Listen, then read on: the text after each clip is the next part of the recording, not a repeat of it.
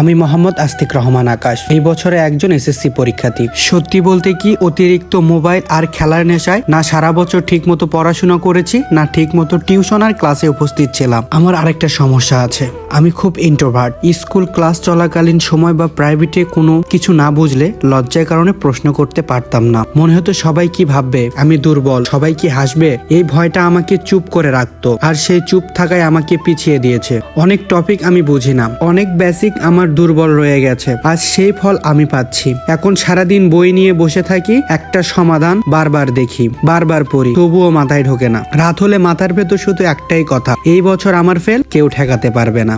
কিন্তু আমার সময় এখনো থেমে যায়নি। আমার কাছে আরো টাইম আছে, আমাকে এর ভিতরে বদলাতে হবে। আমি এক বছর কি করেছি আমি নিজেও জানি না। এই 3 মাস শুধু বদলাতে হবে। এই 3 মাসে আমি সেরা হতে চাই না, আমি শুধু পাশ করতে চাই না, আমি নিজেকে প্রমাণ করতে চাই। কারণ পরীক্ষা আমার ভবিষ্যৎ ঠিক করবে না, কিন্তু এই 3 মাসে আমি কি করেছি সেটা আমাকে মানুষ বানাবে। আজ থেকে আমি নিজেকে সময় দেব, আমি নিজের সাথে লড়বো। এই 3 মাস আছে, আর এই 3 মাসেই আমার কামব্যাকের গল্প। তো ভিডিওটা ভালো লাগলে অবশ্যই লাইক, কমেন্ট, শেয়ার করবেন।